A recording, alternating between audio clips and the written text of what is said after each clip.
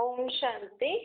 आज मीठे मीठे श्री बाबा कहते हैं, मीठे मीठे बच्चे सदा अचल स्थिति में स्थित रहो। अब कभी भी मन में हलचल में नहीं आना। बाबा कहते हैं, अगर आप सदा साक्षी दृष्टा वाले बन जाओगे ना, मतलब साक्षीपन की स्थिति धारण कर लोगे। साक्षीपन की स्थिति अर्थात हम आत्माएं सदा बाप के संग में रहे। भले सब कुछ सुनाई में दे रहा है, दिखाई में दे रहा है, सुन रहे हैं, देख रहे हैं, लेकिन मैं आत्मा किसके साथ हूँ? बाबा के साथ। अगर ये स्थिति हमारी सदा रहेगी, इसको कहते हैं साक्षी स्थिति, तो हम सदा अचल स्थिति में रहेंगे। देखते हुए भी उसको उस रीति ना देखें जैसे वो है। सदा बाबा के साथ अगर हम हर चीज देखेंगे ना, तो हमें वो नई रीति से नजर आएगी, क्योंकि बाबा हमें आत्मिक दृष्टि से देखना सिखाते हैं। आज कुछ भी बात हो जाती है, अगर मैं आत्मा बाबा के साथ उस बात को सुनूंगी, देखूंगी, अनुभव करूंगी, तो उसका अर्थ मुझे बाबा के हिसाब से समझ में आएगा। समझो किसी ने शरीर छोड़ दिया, अब दुनिया के हिसाब से तो बहुत बड़ी बात होगी, लेकिन अगर मैं साक्षी स्थिति में स्थित होकर बाबा के साथ उस दृश्य को देखूं, सुनूं, अनुभव करूंगी, तो मुझे क्या नजर आएगा कि उस आत्मा ने पुराना चोला छोड़ दिया, अब उसको नया चोला लेना है। उस आत्मा का अब पुराने शरीर से जो हिसाब किताब था वो पूरा हो गया। अब उसको नए शरीर लेकर नए संबंध में आना है। अब अगर उस आत्मा का हमारे साथ और कोई हिसाब किताब होगा, तो वो नया शरीर लेकर हमारे साथ भी पाठ बजा सकती है वापस। तो साक्षी स्थिति हो गई ना। साक्षी स्थिति से अर्थात देखते हुए ना देख, सुनते हुए ना सुन, अर्थात दुनिया के हिसाब से हमें नहीं देखना है, दुनिया के हिसाब से हमें कुछ बातें नहीं सुननी है। हमें बाबा की याद में, बाबा के संग रहकर सब कुछ देखते सुनते हुए भी आध्यात्मिक तरीके से हर एक बात को समझना है, तभी हम हमेशा अचल रहेंगे। नहीं तो हम भी अचल में आ जाएंगे। आज दुनिया में किसी भी बात पे समझो किसी के स्वभाव संस्कार अच्छे नहीं, रोज किसी न किसी बात पे दो जनों की टक्कर हो ही रही है। किसी बच्चे को हम इतना समझा रहे हैं, पढ़ो पढ़ो पढ़ो, वो पढ़ ही नहीं रहा है, तो मनुष्य आत्मा हलचल में आ जाती है ना। भाई रोज रोज ये कब तक हम सहन करें? रोज रोज तुम कब तक नहीं पढ़ोगे, क्या करोगे? कितनी सारी बातें होती है ना। नहीं पढ़ोगे तो आगे क्या करोगे, फेल हो जाओगे, फ्यूचर क्या होगा, कितने सारे प्रश्न। और यही हम बाबा की याद में रहेंगे ना, और जो भी टक्कर हो रही है कोई भी बात में, या बच्चे पढ़ाई नहीं पढ़ रहे हैं, धंधा नहीं चल रहा है, कोई भी बात में, तो हमारे मन में क्या आएगा? शुभ भावना, शुभकामना उत्पन्न होगी। हम साक्षी दृष्टा होके हर बात को देखेंगे, सुनेंगे, समझेंगे, तो हमारी स्थिति तो अचल रहेगी ही सही। और हमारे मन में कैसी भावना होगी? शुभ भावना। हम सबके लिए, खुद के लिए भी कामना रखेंगे कि हम दोनों का जो भी ऐसा बुरा हिसाब किताब है, जिस कारण रोज अनबन हो रही है, वो जल्दी चुकतू हो जाए, जल्दी खत्म हो जाए। अभी तक तो ये सोचते थे ना, फलानी ऐसी रोज रोज, लेकिन बाबा ने हमें समझ दे दी, अरे तुम तो वही दो आत्मा हो जो पिछले जन्म में ऐसे ऐसे करके आई हो, अब तुम्हें फिर से अपना हिसाब किताब चुकतू करना। बाबा की इस समझ, ये समझ बाबा ने हमें दी तो सही, लेकिन कब याद आएगी हमें? वो टाइम पे जब हम उस हर घड़ी बाबा के संग में रहेंगे, तभी तो बाबा की ये बात याद आएगी ना। हाँ, बाबा ने मुझे कहा था कि बच्चे तुम अभी हिसाब किताब चुकतू कर रहे हो, तो मुझे समझ में आ जाएगा ये रोज रोज की अनबन क्यों हो रही है, क्योंकि हिसाब किताब है, पता नहीं कितने जन्मों का है। लेकिन बाबा ने हमें ये भी बताया है कि मेरी याद की शक्ति से तुम्हारे जन्म जन्मांतर के पाप भस्म हो सकते हैं। बाबा ने हमें ये भी बताया है ना, तुम्हारे जन्म जन्मांतर के पाप भस्म हो सकते हैं। तो कम से कम अब जब भी ऐसी अनबन होगी हमारी लाइफ में किसी के साथ, तो हम क्या करेंगे, अपनी स्थिति को अचल बनाए रखेंगे और ये हम शुभकामना करेंगे कि ये हमारा हिसाब किताब जल्दी खत्म हो जाए हमारे या उसके। मेरे अगर कोई ऐसा पाप कर्म है तो उससे मैं उससे सॉरी बोलती हूँ, उसका अगर मेरे पे कोई ऐसा कोई बात है तो मैं उसको क्षमा करती हूँ। हम शुभकामना रखेंगे कि फलाने का ऐसा संस्कार जल्दी खत्म हो जाए, हमें उसके ऊपर रहम आएगा। और भी कभी कभी होता है ना कि कई आत्माएं ऐसा ऐसा बोलती हैं, ऐसा ऐसा करती हैं जो हमें घृणा, नफरत, ईर्ष्या से ग्लानि भाव जैसा उत्पन्न होता है। लेकिन अगर हम साक्षी दृष्टा होंगे ना, बाबा की याद में ऐसा सब सुनेंगे करेंगे, तो हमारी स्थिति भी अचल रहेगी और हम उन आत्माओं के ऊपर रहम करेंगे, हमारे मन में उनके लिए रहम भाव उत्पन्न होगा। कितनी बड़ी बात है, लेकिन सहज कितनी है, सिर्फ मैं आत्मा बाबा के साथ हूँ। एक ये बात सदा याद रखने से, अनुभव करने से, क्योंकि बाबा तो खुद ही रहम का सागर है। बाबा कहते तुमने मेरी कितनी ग्लानि करी, पत्थर, डिक्कर, कच्छ, मत्स्य अवतार, पता नहीं कितनी चीजों में मुझे ठोका, पता नहीं कितनी बार तुमने मुझे गाली दी है, ग्लानि करी है। लेकिन क्योंकि बाबा रहम दिल है ना, इसीलिए अभी फिर से हमारे ऊपर रहम करने आए कलयुग के अंत में। बाबा कहते हैं तुम भी रहम दिल बन सकते हो, तुम भी जैसा मैं हूँ रहम कर रहा हूँ, तुम भी कर सकते हो। कैसे?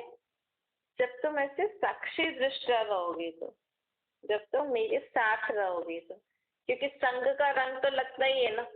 अब फलाने की आदत ही है अगर कोई बोले तो पटाख से जवाब देने की। आप उसके संग में रहोगे तो वो भी बोलेगा ना, तेरे को इतना बोल रहा है तो तू भी बोल दे। लेकिन अगर किसी का संस्कार ही है शांति से दूसरों के लिए अच्छा सोचना, अच्छा बोलना, तो वो भी हमें ऐसी शिक्षा देंगे ना, अरे बोलने दो ना, क्या हो गया, जो आप थोड़ी हो, ऐसे शांति से अपना काम करो। नहीं, संग का रंग तो लगता ही। अब रहम का सागर परमात्मा के साथ हम हैं और हम ऐसी ऐसी बातें सुन रहे हैं, तो बाबा भी हमें क्या समझ देंगे उस समय। बाबा की कौन सी बात हमें याद आएगी? बच्चे उस आत्मा के ऊपर रहम करो, उसके प्रति अच्छा सोचो कि वो भी ऐसे कड़वे शब्द से, बुरे स्वभाव संस्कार से मुक्त हो जाए। नहीं तो बाबा कहते सदा साक्षीपन की स्थिति धारण करो, तो आप अचल स्थिति में रहोगे। और अचल स्थिति में रहने का फायदा है कि आप सभी के प्रति शुभकामना करोगे। आप में एक विशेष गुण आ जाता है। जब हमारी स्थिति अच्छी होती है ना, तो हमारे अंदर एक विशेष गुण रहम दिल का आ जाता है।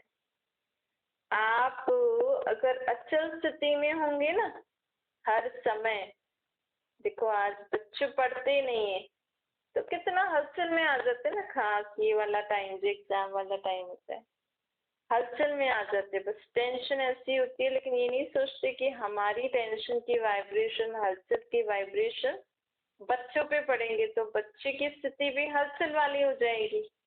उसने जो पढ़ा होगा ना वो सब भूल जाएंगे। मतलब भूल क्या, मतलब उस समय क्लिक नहीं होगा। लेकिन यही हमारी स्थिति अगर अचल रहेगी तो हम उनके प्रति भी अच्छा सोचेंगे। हाँ, जितना पढ़ा है, जैसा पढ़ा है, अच्छा करके आ जाएंगे। अच्छा अच्छा बोलेंगे तो उन आत्माओं को भी अच्छे मूड से वो लोग जाएंगे, एग्जाम देंगे तो अच्छा ही करेंगे। और बाबा ने तो फिर हमें इसके लिए इतनी समझ दी है ना। बाबा कहते हैं मेरे बच्चों को तो कह के क्वेश्चन आने ही नहीं चाहिए। जो मेरी अच्छी रीति पढ़ाई पढ़ता है ना, जिसको ये आत्मा का पाठ पक्का हो गया ना, तो उसके मन में कभी भी किसी बात के लिए हलचल में नहीं आएंगे। हलचल में कब आती है आत्मा? जब मन में क्या के क्वेश्चन उत्पन्न होते हैं, ये क्यों हुआ, ये ऐसा क्यों कर रहा है, ये ऐसा, इसको ऐसा नहीं करना चाहिए, ये कब होगा, होगा या नहीं होगा। क्योंकि बाबा ने हमें आत्मा का पाठ पढ़ाया था। बाबा ने हमें ये बताया है कि तुम आत्मा परम धाम की रहने वाली। कोई यहाँ पे सत्संग से पाठ बजा रही, कोई त्रेता से, कोई द्वापर से, कोई कलयुग में आई है आत्मा। अब कलयुग में आई हुई आत्मा के इतने जन्म हुए नहीं है, तो उसकी बुद्धि अच्छी है तो वो अच्छी रीति पढ़ाई करके अच्छे मार्क्स लाएंगे ना। जो आत्मा सत्युग से आई हुई है उसके कितने जन्म हो गए। अब उस आत्मा में समझ गुण शक्तियां है ही नहीं। आप उसको जबरदस्ती इतना पढ़ा के उसको दूसरों से कंपेयर कर करके और ही उसके ऊपर बोझ बढ़ा रहे हो। हमें तो कम से कम समझना चाहिए ना। बाबा कहते हैं कि मेरे बच्चे के मन में कह के नहीं आएंगे, वो रहम भाव, शुभकामना करेंगे। वो दातापन की भावना होगी। क्योंकि हमें तो समझ है ना, अगर कोई आत्मा अभी अच्छी पढ़ाई नहीं करी, अच्छे संस्कार नहीं है, समझ नहीं पा रही, किसी में गुण नहीं है, किसी में शक्ति नहीं है, तो मेरे बच्चे कभी नहीं ऐसा बोल सकते कि तुम ऐसे हो, तुम्हारे अंदर रोने के संस्कार है, तुम क्रोध करते हो, तुम्हारे अंदर ये बुरा संस्कार है। नहीं, बाबा के बच्चे क्या करेंगे, अच्छा इसमें ये क्रोध के संस्कार है तो उसको शांति का दान देना चाहिए। मतलब इस आत्मा में शांति की शक्ति, शांति का गुण इसको चाहिए। अच्छा ऐसा ये आत्मा सहन नहीं कर सकती इसलिए रोती है, तो हमें उसको सहन शक्ति का दान देना चाहिए। क्योंकि हमें तो बाबा ने नॉलेज दे दी है ना कि इस समय सभी आत्माएं खाली हैं, आत्माओं के पास अपनी संपत्ति नहीं है। कोई गरीब है, आप क्या करोगे? आपको पता है ना वो गरीब है, उसके पास खाने को पहनने को कपड़ा नहीं है, रहने को घर नहीं है, तो आप क्या करोगे? कभी उसको कपड़े दोगे, कभी खाना दोगे, कभी कुछ दे दोगे, कभी कुछ दे दोगे, ऐसे ही दोगे ना। ऐसे ही बाबा कहते हैं आप समझ लो कि हम आत्माओं में हमारी संपत्ति, ज्ञान, गुण, शक्तियां नहीं है। तो अगर कोई आपको कड़वे शब्द बोल रहा है, मतलब उसके पास मीठे बोल का स्टॉक है ही नहीं, तो हमें क्या करना है?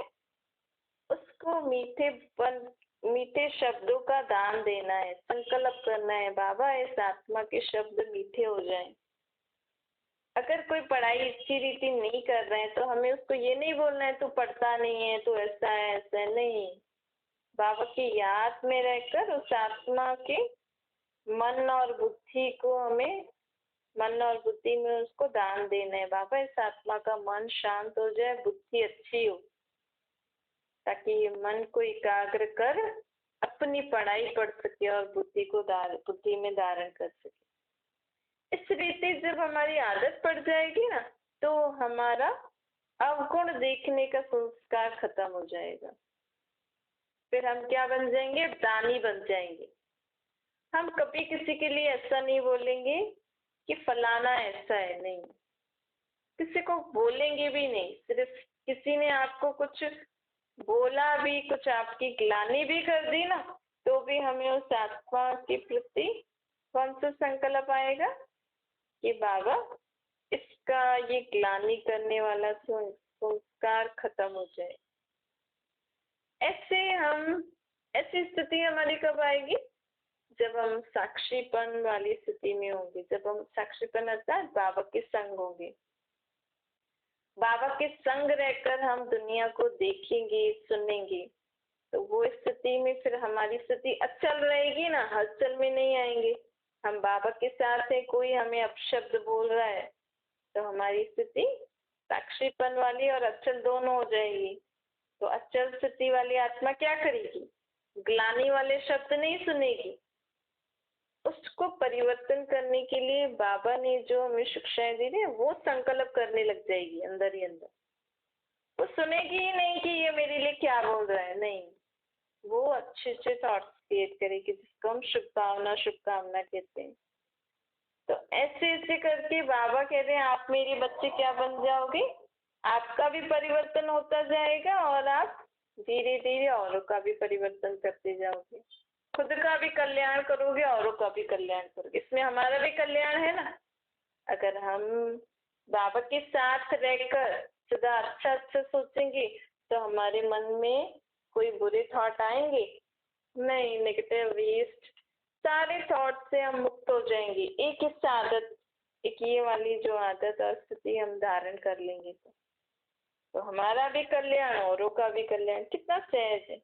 सिर्फ इसमें थोड़ा सा हमें क्या अटेंशन रखना है, मैं कौन मेरा कौन, जब ये हमें अटेंशन, तो बाबा कहते हैं ऐसे ऐसे जब आपकी आदत पड़ जाएगी ना तो आप खुद का तो क्या पूरे विश्व का भी कल्याण कर सकते हो। देखो आज हम टीवी देख रहे हैं, न्यूज देख रहे हैं, कोई गलत काम कर रहा है, कोई अच्छा काम कर रहा है, तो भी तो हमारे मन में विचार चलते हैं ना, फलाना बुरा है, फलाना अच्छा है। लेकिन अगर हमारी अच्छी भावना, सबके प्रति अच्छा सोचने की भावना बैठ गई तो हम और आत्मा मतलब दुनिया में भी जो लोग हैं उनके लिए भी अच्छा सोचेंगे, शुभ भावना शुभकामना देंगे, ऑटोमेटिकली आप विश्व कल्याणकारी बन जाओगे। मतलब पूरे विश्व का कल्याण आप बैठे बैठे अपने संकल्पों से कर सकते हो। अभी बाबा क्या कर रहे हैं, बाबा संकल्प से ही तो स्वर्ग बना रहे हैं ना। बाबा कह रहे हैं अभी आप स्वर्ग जैसे तो हम कंस्ट्रक्ट कर रहे हैं अपने थॉट से, अभी कंस्ट्रक्शन का काम चल रहा है, संकल्पों में प्लानिंग चल रही है कि स्वर्ग कैसा होगा, वहां पे क्या क्या कैसे कैसे करना है, और फिर जब ये दुनिया जब खत्म हो जाएगी फिर यहाँ पे जब स्वर्ग बनने का टाइम होगा तो वही संकल्प प्रैक्टिकल में हम करेंगे ना। तो इसीलिए उसके संस्कार अभी से ही हमें धारण करने। बाबा कहते हैं जो अचल स्थिति वाली आत्मा होती है ना वो सदा ही कल्याण का भाव रखती है, अकल्याण का भाव नहीं होना चाहिए। अगर हमारे अंदर किसी के प्रति शुभ भावना शुभकामना नहीं निकल रही है, हम रहम दिल नहीं है, दाता बन के, बाबा कहते हैं सदा आपके पास जब लोग मिलने आते हैं, आप ऐसे जब मिलते हैं तो लोगों को आदत होती है कुछ न कुछ देने की, या कुछ खिलाएंगे या कुछ चीजें देंगे। बाबा कहते हैं अब वो देने वाले तो बहुत है, अभी आपको कौन सा दातापन धारण करना है, कौन सा दाता बनना है, जो भी आपसे मिलता है ना कोशिश करके जिस आत्मा को जो चाहिए वो दे दो। आज दुनिया में अगर दो जने मिलते हैं तो क्या बातें करते हैं, दुख की, परेशानी की, या कोई अच्छी न्यूज सुना देंगे ने? लेकिन ज्यादातर तो लोगों के पास आजकल दुख और परेशानियों की बात है। तो आप क्या करोगे, 1 घंटा कोई आपको बात सुनाए तो आप फोन उठा के, हाँ 1 घंटा टाइम निकल गया, उसने क्या किया, उसने सारी बात दुख की बातें आपको सुनाई, आपने क्या दिया उसको, जो अपने हिसाब से समझ होगी वो दी होगी, है ना। लेकिन बाबा कह रहे हैं अभी 1 घंटा आपने सुना, आपके मन में भी बातें बैठी, फायदा क्या, उसने और आपको दुख की बातें दे दी। आप पे इतनी शक्ति है क्या किसी का दुख दूर करने की? इससे अच्छा तो आप से कोई मिलता है, कोई दुख की बातें बातें बताते हैं ना, तुरंत बाबा को याद करके बाबा इस आत्मा की परेशानी को दूर कर दीजिए, मतलब बाबा इसकी आत्मा की परेशानी दूर हो जाए, इसको सुख मिले, इसको शांति मिले, ऐसे ऐसे करके आप दो, संकल्प से दो। तो देखो, और आप जितना हो सके ना 1 घंटे की जगह 5-10 मिनट में फोन रख दो, ज्यादा सुनो ही नहीं, क्योंकि आप थोड़ी किसी का दुख परेशानी दूर करने वाले। और आप उनको ऐसे खींच खींच के और हम दूसरों का दुख बढ़ाते हैं, और फिर वो 2-3 जनों के लिए और के लिए भी कुछ कुछ कुछ कुछ बातें बोलते रहेंगे, फलाने ने भी ऐसा किया, फलाने ने भी ऐसा किया, तो आपके मन में और 2-3 जनों के लिए नेगेटिव बातें पहुंच गई। तो बाबा ने तो हमें बता ही रखा है ना, ये अभी हिसाब किताब चुकता करने का समय है। हमें थोड़ी पता है कौन सी आत्मा ने किस जन्म में किसके साथ क्या किया, है। आज वो जिस भी रूप में है, कोई भी प्रॉब्लम उनके पास किसी के कारण भी आ रही है, उनका कोई हिसाब किताब होगा। हमारा क्या काम है? बाबा को याद करके उन आत्माओं का हिसाब किताब जल्दी खत्म करा दो। उन आत्माओं को ऐसे बाबा इसका जो भी हिसाब किताब है जल्दी खत्म हो जाए, ये आत्मा भी सुखी शांत हो जाए, फ्री हो जाए। ऐसे ऐसे संकल्प करके 5-10 मिनट में छुट्टी। जितना हम समय अच्छे थॉट में बिताएंगे, अच्छे थॉट क्रिएट करेंगे, बाबा को याद करेंगे, उतना हम ये वेस्ट नेगेटिव थॉट्स और बातों से मुक्त होते जाएंगे। भाई है ही कचरे वाली दुनिया, तो कचरे वाली दुनिया में कचरा ही नजर आएगा ना, अच्छी बातें थोड़ी नजर आएंगी। लेकिन अब बाबा जो हमें अच्छी बातें दे रहे हैं, बाबा जो हमें कह रहे हैं अच्छी अच्छी बातें सोचो बोलो, तो हम वो सोच के औरों को देना। बाबा कहते हैं दातापन का संस्कार भी हमें धारण करना है। जो जिसको जो चाहिए देते जाओ, जिसको शांति चाहिए शांति दो, सुख चाहिए सुख दो, खुशियां चाहिए खुशी दो। इसलिए बाबा कह रहे हैं ये सब आप कब कर सकोगे? जब आपकी स्थिति अच्छी होगी। रोज चेक करो, अगर आप हर घंटे में चेक कर सकते हो तो बहुत अच्छा, नहीं तो रोज रात को तो चेक करो आज सारा दिन मेरी स्थिति कैसी रही। मतलब हमारी मन की स्थिति, मन मुख्य होता है ना। बाबा कहते हैं आत्मिक स्थिति भी किसी पे डिपेंड होती है मन पे। तो मेरा मन सारा दिन कैसा रहा? शांत रहा, हलचल में रहा, कुछ किस स्थिति में रहा? हमारा मन को सदा शांत स्थिति में रहना चाहिए, हलचल में नहीं आना चाहिए। जैसे हार्ट, शरीर में हार्ट बहुत मेन चीज होती है ना, हार्ट का लोग ध्यान रखते हैं। इससे ही वैसे हमारी जीवन जो आत्मा है ना, आत्मा में भी मुख्य मन है। मन में सदा शुभ भाव, शुभ भावना, अच्छे अच्छे विचार होने चाहिए, तो ऑटोमेटिकली हमारी स्थिति अच्छी रहेगी। कभी शांत, कभी खुशी, कभी सुख वाली स्थिति, कभी शक्तिशाली स्थिति। ऐसे ऐसे अलग अलग स्थितियों को धारण करके अपना जीवन आगे हमें आगे बढ़ते रहना चाहिए। कभी भी जीवन में कोई भी बात आ गई, हलचल में आ गए, या दुखी परेशान वाली स्थिति हो गई, निराश स्थिति हो गई, ऐसी स्थिति में अपने जीवन को स्टॉप नहीं करो। सदा अच्छी स्थिति को धारण करके आगे बढ़ते जाओ, क्योंकि हम आत्माएं पाठधारी है ना, तो पाठ तो बजाना ही है। अच्छा, मीठी मीठी से खिलते बच्चों के माता पिता बाप दादा का याद प्यार और गुड मॉर्निंग। रूहानी बाप की हम सभी रूहानी बच्चों को नमस्ते। हमारी भी रूहानी माता पिता बाप दादा को याद प्यार, गुड मॉर्निंग और नमस्ते। वरदान है समय और वायुमंडल को परख कर स्वयं को परिवर्तन करने वाले सर्व की स्नेही बनो। जिसमें परिवर्तन शक्ति है वो सबका प्यारा बनता है, वह विचारों में भी सहज होगा। जो आत्मा खुद को परिवर्तन कर सकती है समय अनुसार, लेकिन बाबा की श्रीमत अनुसार, वो आत्मा में मोल्ड होने की शक्ति होती है।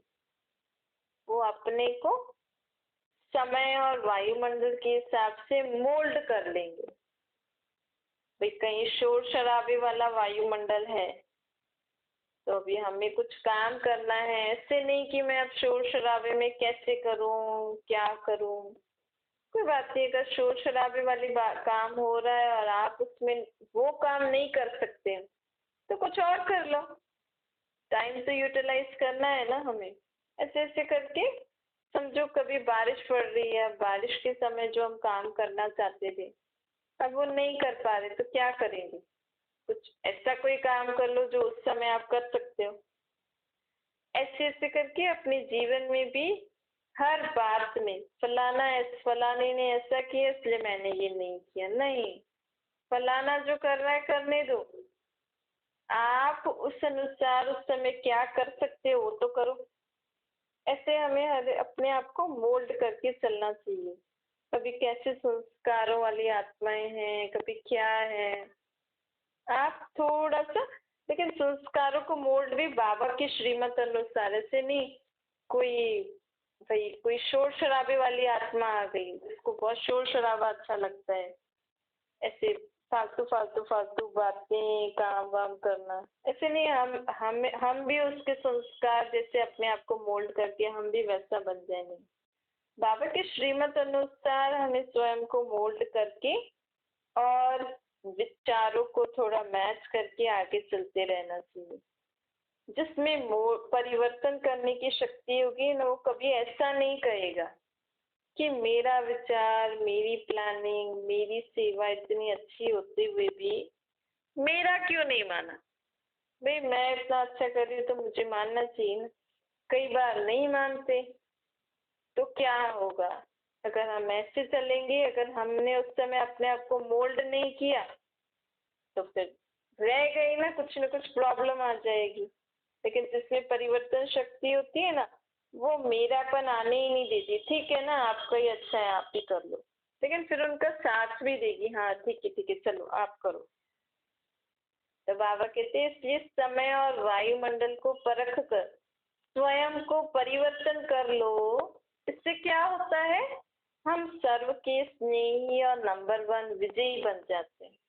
अगर जो आत्मा, कई बार होता है ना, हम सही हैं लेकिन लोग हमें गलत प्रूव करने की कोशिश करते हैं, उस समय ठीक है आप सही हो, बस चलो।